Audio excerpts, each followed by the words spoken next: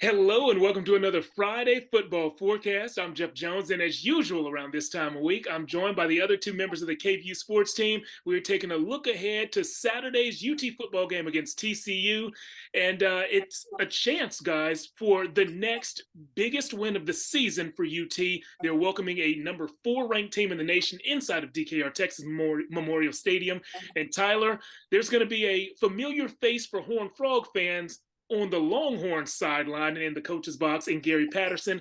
How much will Coach Patterson's familiarity with TCU, being the head coach there for 21 seasons before coming to Austin, pay off for the Longhorns? Jeff, it should pay off in a big way for Texas. It's funny to think that Gary Patterson, who built up that TCU football program, could help the Longhorns crush the Horned Frogs' dream of a perfect season. That whole idea, that concept, kind of cracks me up. But Gary Patterson won over 180 games during his 20-plus seasons there as the head coach. I thought it was funny on Monday, Kirk Bowles of the Austin American-Statesman asked Bijan Robinson, hey, do you know who Gary Patterson is? Just as a joke. And Bijan Robinson said, yeah, he's our coach. But coach is an interesting word to use because he's an assistant to the head coach. He's almost like Dwight Schrute to Michael Scott, Jeff. I know you love that. I know you love that, where he can't really help the players one-on-one individually, but he can help the coach's game plan to then help the players. But you'd like to think that Gary, who recruited a lot of the guys still on that TCU team, can help supplant and implement some game plans to help Texas win this ball game. Yeah, and I know that a Texas win over a top 4 team would be kind of like the UT fans' version of Jim and Pam's love story. They would just love to see this win happen. Corey, we were talking earlier, in this game, we're going to see 2 of the best running backs in the Big 12, and UT's Bijan Robinson and TCU's Kendre Miller, but you think it might actually be the air attack that the Horned Frogs bring into Austin that could make a difference. Yeah, Jeff, you're right. They run a 10 personnel, meaning no tight ends, 4 wide receivers, 1 running back, most of their possessions. And so with these wide receivers, though, they did kind of a challenge that the Texas Longhorn defense hasn't really faced so far this year. You have 2 big, and when I say big, I mean big wide receivers on the outside. Quentin Johnson, who's 6'4", Savion Williams, who's 6'5". Quentin is actually an NFL prospect, and he's legit.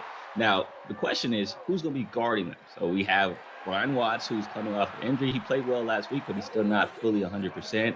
And then Jameson, who's 5'10". So it'll be interesting to see how a 5'10 Jameson, whenever Quentin comes to his side or Savion comes to his side, how does he handle that size in the passing game that TCU can bring? That's something to look out for.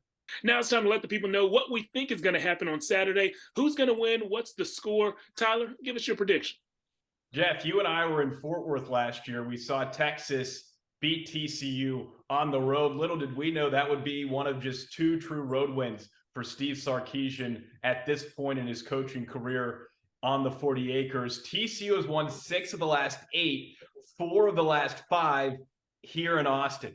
So those numbers doesn't really favor the Longhorns. I think TCU, despite the pressure, actually pulls out a huge road win, stays undefeated, 34-28 Horned Frogs beat Texas. That's the 2nd straight week Tyler has picked against the Longhorns. We're all wearing blue. Clearly, Tyler loves purple. Picked K-State last week, TCU this week. Corey, who are you picking? You going burnt orange or purple in this one? Man, I think this could be a historical night for Texas. They haven't beat a top 5 ranked team at home since 1999. That was against 3rd ranked Nebraska, where Major Applewhite was the quarterback for UT.